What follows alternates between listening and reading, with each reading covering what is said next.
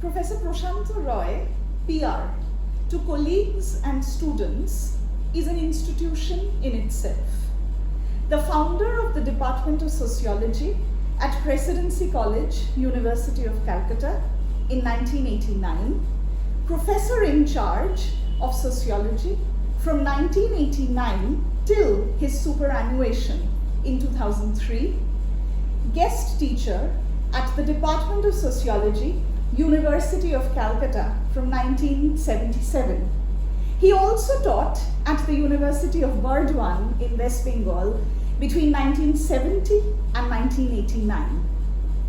He was the visiting professor at the Institute of Development Studies, Kolkata, between 2004 and 2018, and is Professor Emeritus of both Political Science and Sociology from 2008 in Presidency College, now Presidency University. I have been his BA student from 1995 to 1998 when I was doing my sociology honors at Presidency College.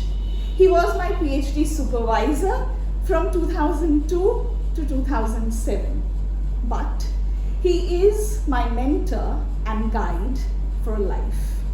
Sir, we are extremely pleased to do this conversation as part of the Indian Sociological Society's initiative to document teaching and teachers of sociology across the country. I want to begin by asking you to please take us through the history of setting up the Department of Sociology in Presidency College, Kolkata. The thought of beginning a Department of Sociology was always in my mind, meaning when I was serving colleges in the Mafasal. When I was transferred in 1977 to Presidency College, then I approached about 3 principals so that he may take the initiative of proposing to the government that Department of Sociology be opened. The first floundered because Calcutta University could not produce to the college the part 1 and part 2 syllabi. Then we had to wait till the next principal, Professor Sulin Rai Chaudhary. Actually, without him, the department wouldn't have been a fact. And I would say that it has become one of the leading departments in social science in Presidency College University at least. If you ask me that what is the confidence or the basis of the confidence, then when I opened the department, I thought that if we produce our graduates, then these graduates should soon become teachers in other colleges in Kolkata, in Bengal, and maybe beyond Bengal. Professor Pete once convinced me that each year he would expect and wait for the students from Presidency College to join DSC, Department of Sociology. So I thought it would have a spiral effect. My turn to sociology began with Professor Nirmal Chandra Basu Rai Chaudhary, who was the head of the Department of Political Science Department in Presidency College. In our 3 years degree course, we had 100 marks of sociology he used to teach, and he taught mainly on the basis of Macabre and Page. It used to cost us $16, and I still remember, I still have the copy of the book. But then, he didn't stop with that particular book only, and this college has been notorious to flout the limits of syllabus set by Calcutta University. Because the college was affiliated to Calcutta University and the syllabus was set by the university itself, but none of the departments in Presidency College ever bothered to follow that particular syllabus, at least that only. He added to this Ginsberg, Maurice Ginsberg, I still remember the home library edition, small edition, and along with that he introduced also his book Diversity of Morals, the Relativity of Norms. Then, lest it would be inclined towards the British universities, he turned to Kingsley Davis, Human Society, and little later one or two more books. In 1961, when we were in first year class, he announced that Baltimore's book it is available now in Dasgupta and Company. Go and buy. Baltimore taught us that to comprehend India, you must pursue simultaneously anthropology and sociology. That was the initiation I received in the undergraduate years, and then I thought that given a chance, the college should have a department of sociology. I proposed to Sunil Rai Chaudhuri. He said, "We'll have to do anything and everything. The visitors must be entertained, you must pay for the tea, you must also provide to me the cost involved for creating 2-3 posts in the department so that I can forward it to the government." I did the budgeting of the government on behalf of Presidency College by myself. That done, there is a second stage, that somebody from University of Kolkata, that would be the inspector of colleges, would visit and then say the infrastructure was available when it was not in fact available. Now, people joke that you had a left front connection, hence you got the contact, but then I say, it's good luck, but then good luck for you also. Because my students who serve various universities in the USA and in India, they acknowledge that I make them marketable. That's a huge prize for me, that I have set the careers of so many students, and that was how I began the Department of Sociology. One of your students is sitting with you, probably marketable in the sense that you say. Just to also remember something, taking from what Sir said, we were fortunate to actually read textbooks, which I don't think that students in other colleges, either in Kolkata or West Bengal, and if I may push myself, even in other colleges in India actually read. So it was while Professor Bete said that he would look forward to students from Presidency College, I would say with the same, in the same breath, that professors in JNU, where I studied my master's, said the same thing, that they would wait for students from Presidency College. I would like you to comment a little bit more, sir, if it is possible, on the syllabus making process, but more importantly on some of the key papers that you taught and you felt that it was important in the shaping up of the discipline of sociology as it is taught in an Indian college. The syllabus was always by the University of Calcutta. It's Board of Undergraduate Studies, where we didn't have any representative. And the thought, as a thought, it would be best. The introduction of the book, the white fat book, I forget the name, that contains a section on homosexuality, and there is strong resistance from the Calcutta University Board that tender minds must not be taught about homosexuality. I told them that probably they know more than we know. So there is no point being denied an academic perspective in the light of which they can gain to understand the so-called other ways of doing sex. That was enough. So there are bottlenecks, and we had to sort of burst it.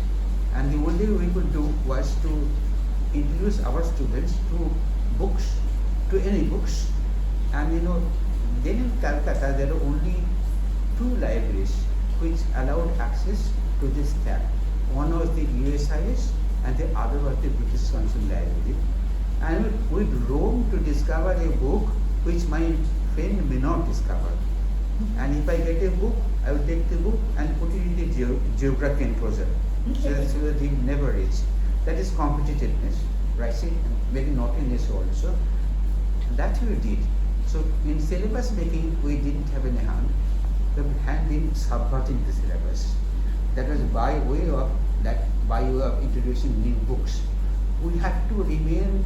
The teachers had to remain totally conscious about the fact that the questions will be set by the university teachers and not by us.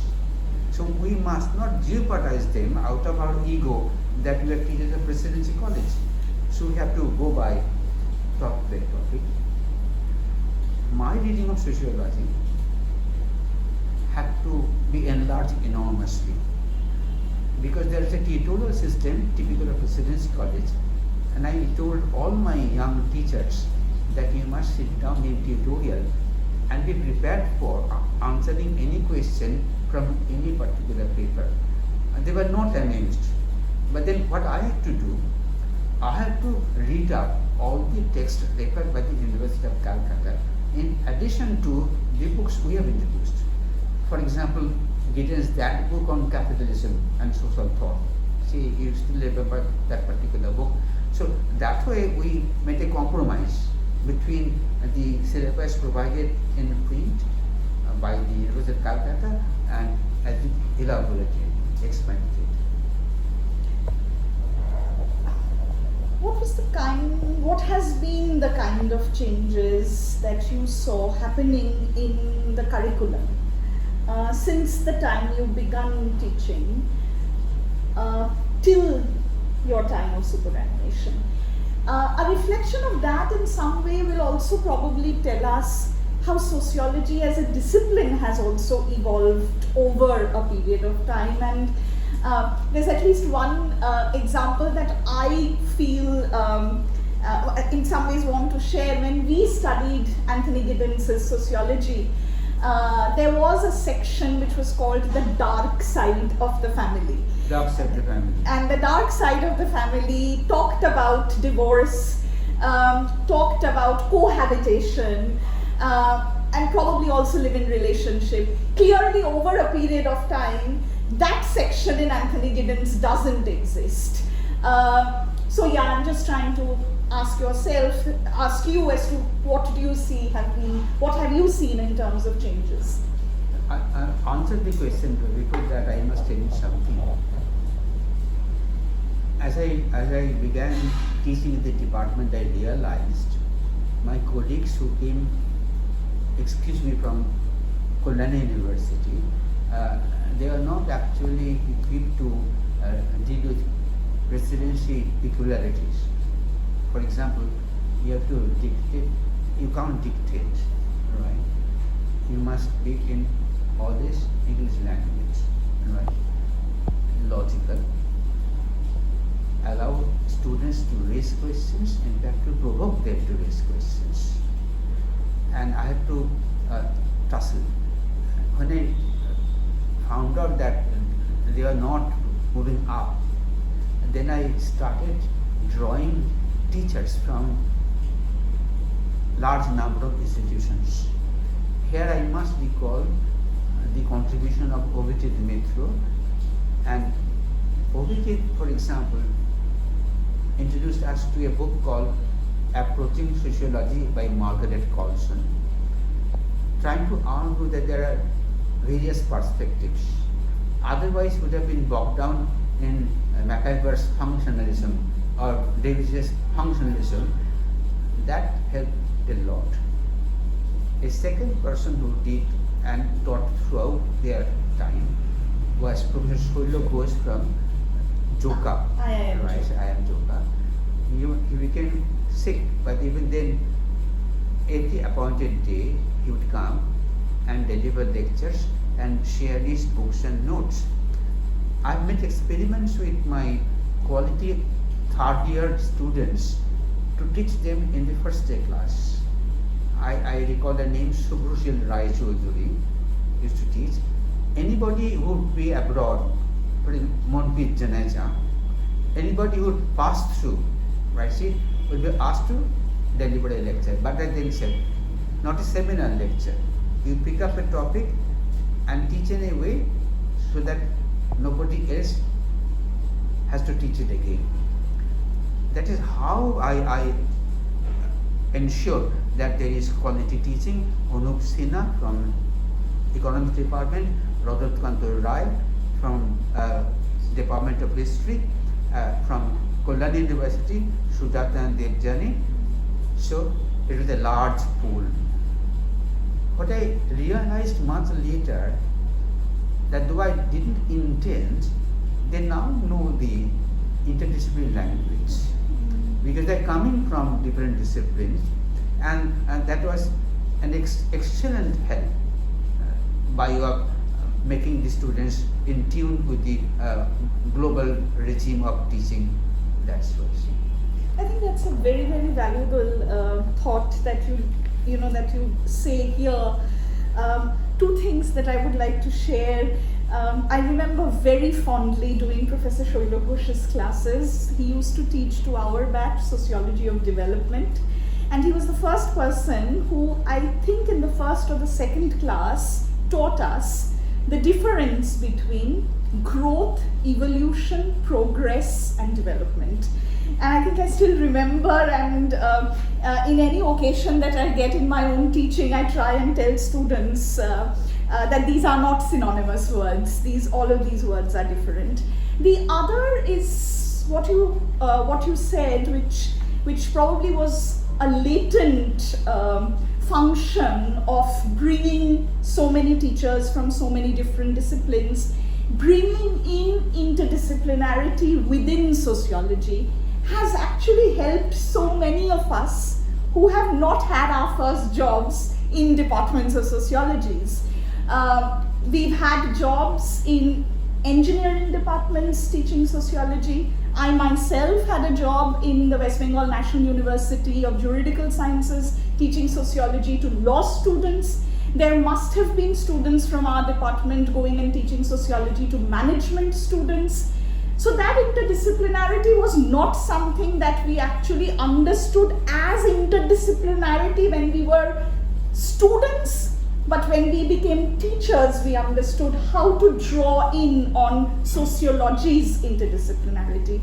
So thank you so much for doing that.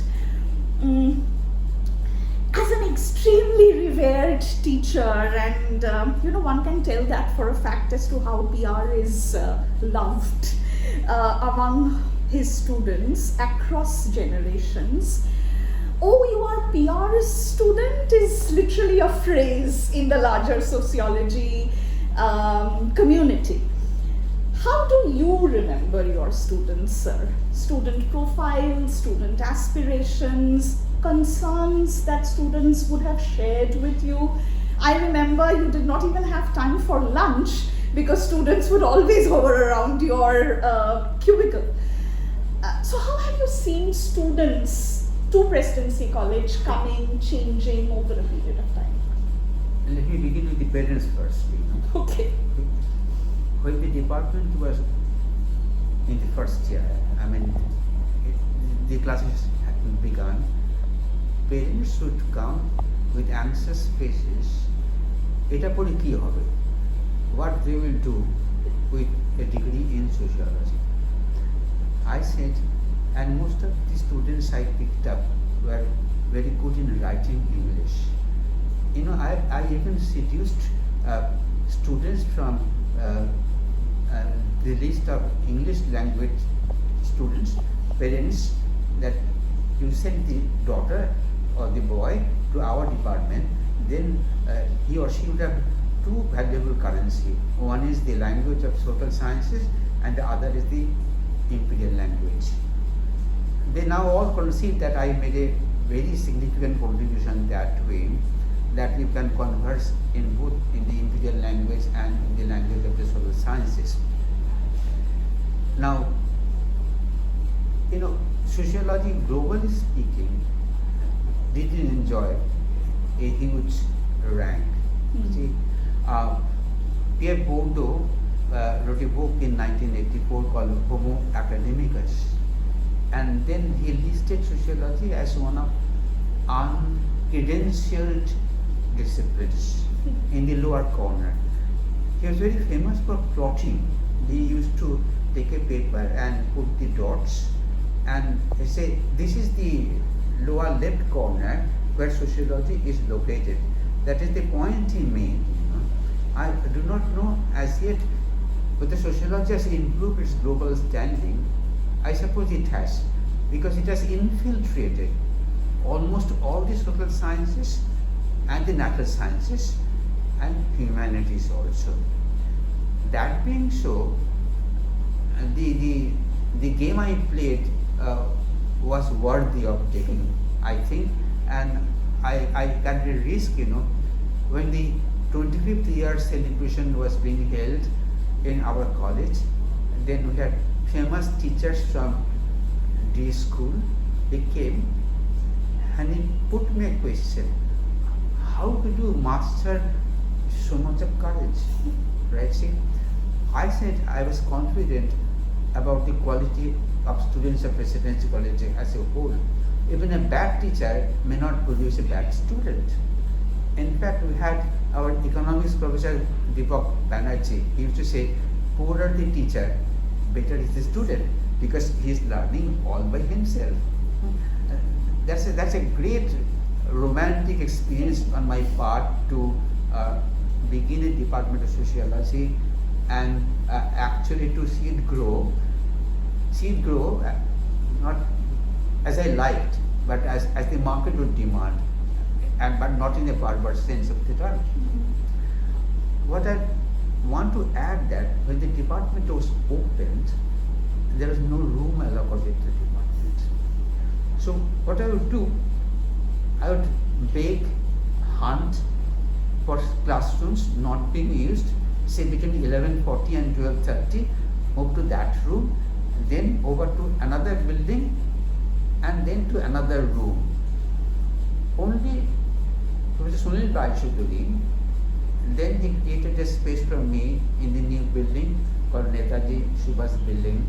Otherwise, it began on the first floor of the Dirozio hall, which was partitioned, wood panel partition. He didn't have a room, and for that I am grateful to the caretaker of the college, Shamul Kumar Mukherjee, who took all the pains to design it. And over there we spent at least 3 to 4 years of the batches. Only then it found a home, so to say, in Presidency College, which became the university. You said about something about profile. Yes, Right. student profile. We had a Hindu hostel, and somebody would automatically play a border. That would mean that there were Mofusal students, right? But they had a tendency to pick up the urban style and Presidency style very fast, keeping up with the Joneses. That was the spirit. So the profile became lost in the sense. They became, so to say, presidentians, or as we are all fond of calling ourselves, Derosians. See, Derosian was a rule breaker, right? See, and they would break the rule. For that, I could be here out overnight in principal's room, right? You see, and I had a tiny box carrying my khejur, and everybody had one. There were 6 about them. So there was some kind of comradeship, basically. So the college has grown physically and intellectually with the contribution of many, and it will be my sin if I deny them a recognition. In 2019, in Autumn Annual, which is the journal of the Alumni Association, invited me to write something on formation of the department. I revised the title. I said Sociology in Presidency College. You know why? Because when I was setting the department, then I thought, let me find out whether Presidency College has in the meantime, a sociology book. So I climbed up and found 2-3 books, all bound in Presidency College with red mark side by side. I was looking for the book for a second reason, that when it was 2000, then somebody wanted me to write me a paper about the projections of sociology. So I said, let me go back to 1900, what people thought about the growth of sociology. That's how I found that it was not zero on sociology books.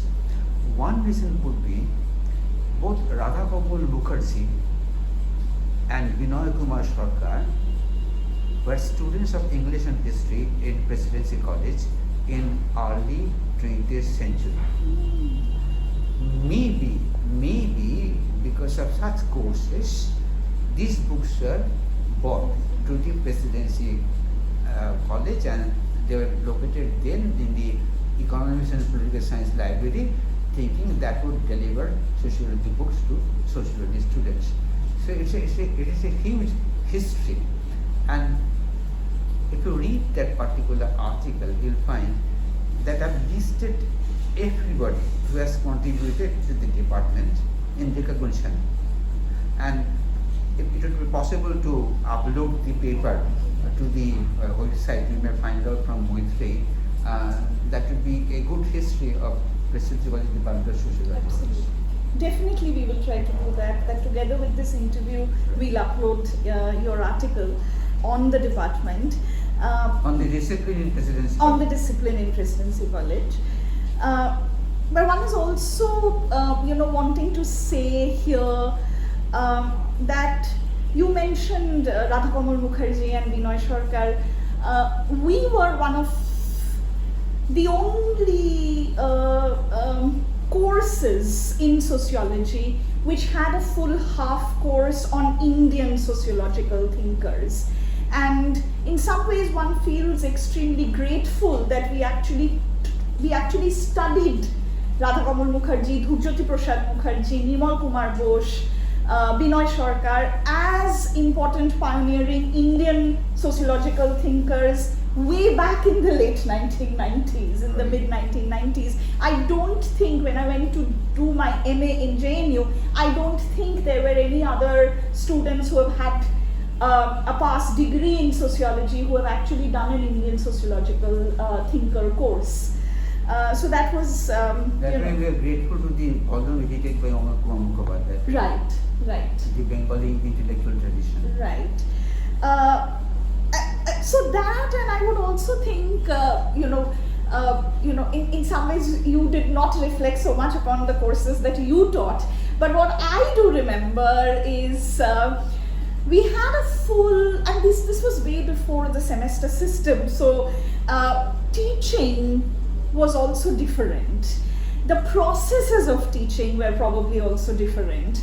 And I still remember a full 3-month, what you called canopy lectures. I kept the notes of those canopy lectures till much beyond I started teaching. And that in some sense gave us as if, what do you expect from sociology?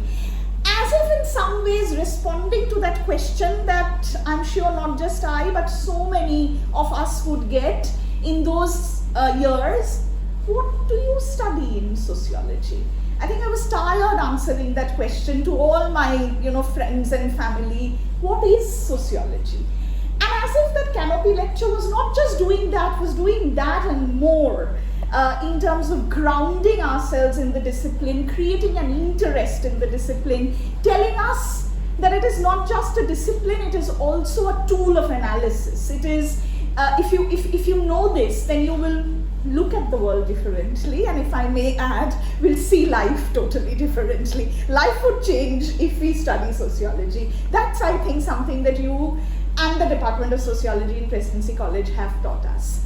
I thought it more also.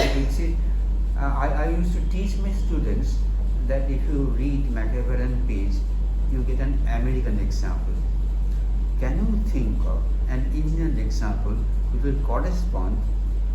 That was basically trying to find out whether the substantive understanding has actually gone into his or her head.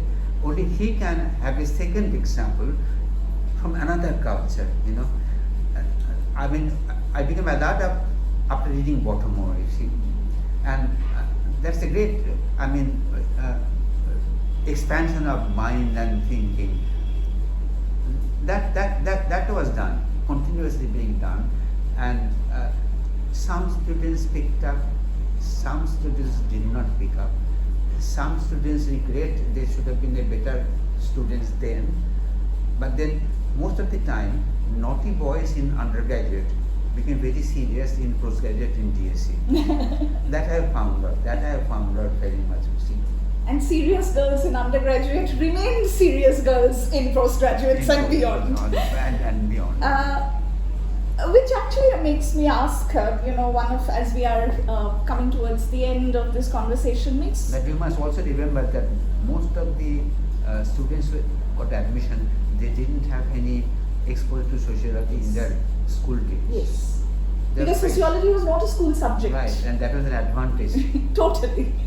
That definitely was an advantage. As someone who is known as a teacher, what do you have to say to current teachers of sociology? Already back is, my point would be that unless you can relate the discipline to your time and your experience, you are not learning it. It becomes academic sociology. But then sociology loses much of its charm if you cannot use it to explain yourself and your times. Right? See, the typical word today is the time space. So that way, that is my perennial request that you should do, and all teachers should also point out that you want to know yourself, use sociology. Want to know your times, use sociology. Want to transform society, use sociology. Because there is an enormous policy dimension in sociology. And unfortunately, all our planning boards had only economists. Veda Gupta was accepted as a sociology expert in West Bengal Planning Commission. That could be the only exception I have come across. That way, sociology and social policy, they are so integral, but people have not bothered to draw on sociology in that particular way, which is regret. Maybe with time it may change, but then it got started. It is still, see, unlike the tram car, it is not yet to be dismissed. I wanted to tell us very briefly about you as a PhD supervisor. In the sense that this is so radically different from supervisors abroad. I've learned. They would say, as well as in India, if I may add. They would say, your research is your research. Do it or don't do it. Okay. Let me tell you about my research experience as a student, I towards the end, after the MA, I was feeling idle, so I wrote a paper on how Westminster institutions are transplanted to India and whether they are rejected or accepted. So I went over to Nirmal Bhusharai today. He had his own teacher called Paul Robson, and he referred to one of the papers by Paul Robson. On the strength of that, I drew up a doctoral scheme for myself. It was political learning of young in the family and under the influence of the family elders. So nobody in Calcutta was, I thought, would be in a position to supervise me. So I sent the paper to an American teacher called Leo Rose in California University. He wrote back, said that your paper is conceptual, we prefer empirical. But then without seeking your permission, boy, I have sent the paper to Professor Maurice Jones. We used to read Maurice Jones in undergraduate political science class. I was thrilled. Maurice Jones wrote back the same note, you see, and he said that give us an empirical scheme. Challenged, I developed it. Then I went over to CSDS, and on the recommendation of Leo Rose, and then he gave me Ramus Roy's name. I went over to him, a huge man with a huge motorbike. We talked about my scheme, and then he said, go to your survey method, etc., etc. That was that. Returning home, I discovered that I would have to know statistics, right? I told him. He didn't answer any of my queries, right? Then I spent one whole summer vacation reading up statistics in National Library. Then I realized that it can be based on random sample. When random sample is not available, there is something called non-parametric sociology. So I bought the book and read it up. So then I was not sure whether I was doing my Pearson correlation correctly. So I used to go to ISI, to a kind gentleman, to show the calculations, and he would approve, and then I would say, I'm done. That thesis was examined by two American professors. One was Mr. Powell. Powell came to Kolkata and instructed American consul to pick me up from somewhere. So I went over to the consul, and I was seated on a chair, and he was huddled on the floor, pleading with me that you devote your time in research, not in teaching. I defied myself. Nobody has realized that silently I am a very rebellious person. which is quite evident in the kind of PhD thesis that you have supervised, given the fact that, as you were saying, for your own research you used survey methods, but that is something that you did not expect your PhD supervisees to do. I think I did a good thing. I never asked my PhD scholars to do a research on the theme I have researched on. That is the normal tendency. Yes. My first research was on coal miners, that how they deal between two economies based on agriculture and the other based on industry, and how they would settle and the consequences for both. That was my first. He is still my student. He writes each paper, and he sends the paper, and writing 2 volumes on coal industry in India, and 11 doctorates, 6 in sociology, 3 in political science, and 1 is geography. And I'm the last in sociology. You were the last in sociology. With a PhD on women's autobiographies.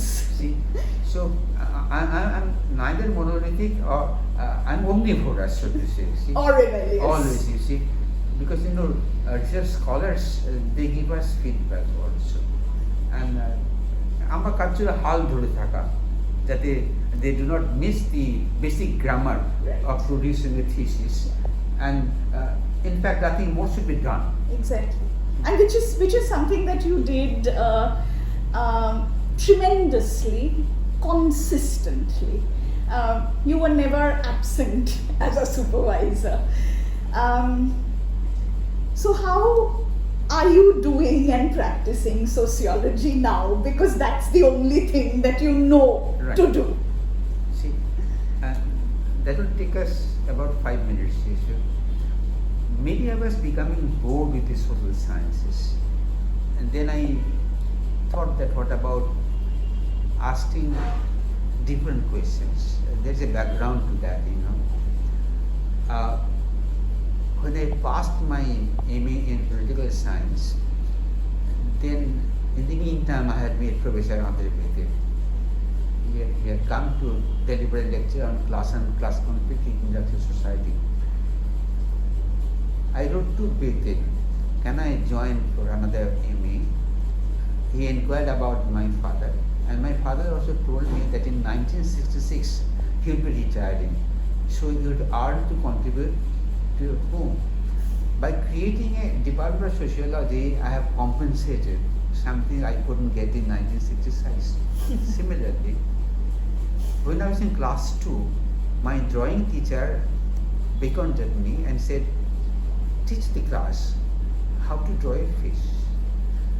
I can't explain you the kind of excitement I was on the teacher's side, looking at my fellow friends, teaching them how to draw a fish. Then I decided that if I become anything, I'd become a teacher only. So that way I have taken courage in my hand, though I don't look like a very courageous person. I'm currently engaged in explaining the social in arts, paintings particularly. My first book about the color makers, because you have the tablet color or the tube color, color would be actually the product of grinding. I call them subalterns, and there is no record. I looked up every possible document during my COVID years, and I can tell you a very personal story. I was in ICU for 10 days. I don't believe in God, but my only prayer was that I could come out and complete the book. I completed the book. And I ended with finding injustice in the world of art, how ugliness thrived within the folds of arts. Then I said, if there is injustice within art, then but the artists are aware about injustice in the larger society. That was my second book, Imaging Pains in the Social Margins. My third book, which will be released about, will come out in August, early August. I've called it Imperial Persona, how emperors have displayed a very valiant face, full of courage in killing men, in hunting and accusing new territories, and at the same time to display that they had empathy also, somanubhuti, two faces. So I hunted for illustrations, and if you look at the cover, then I found two contrary faces. And the entire book is spent on paintings, Mughal paintings, particularly in times of Akbar and Jahangir. I see, and that book is ready. It will go to press in the next week. So I'm discovering the social in the realm of art. Now what I do, that is my whole question. After this book? I've planned a book and written about, say, 50,000. I call Parinam Bodh, a sense of consequence. Right? See? This is so vital. We are born in the midst of sense of consequence. Dhurbina, hate lagbe. You get my point? The first slap on my face by my mother was the beginning of social control. Right? You get my point? So basically, I'm trying to find out how Akbar's and Jahangir's paintings focused on the two faces simultaneously and with enormous space for the intimacies also. That's Professor Prasanta Ray for all of you. A quintessential teacher who taught to an extent that during our journey as a student, we used to actually feel when does PR sleep. because he was not just teaching sociology, he was teaching two departments simultaneously, sociology and political science. And if I remember my times in Presidency College, besides the canopy lecture that I mentioned, I remember having been taught by Sir kinship and family, sociological theory, industrial sociology, as well as a little bit of statistics, if I remember correctly. One can imagine, what's the breadth of sociology that we learned from PR. And yet at the same point in time, post-superannuation, since the time Sir joined Institute of Development Studies, while teaching and lecturing has been something that has continued, Sir has developed his research, his writing, and then the other question that came since his IDSK days was, when do you sleep? You only think and write sociology. And now we know that there has always been an artist in him.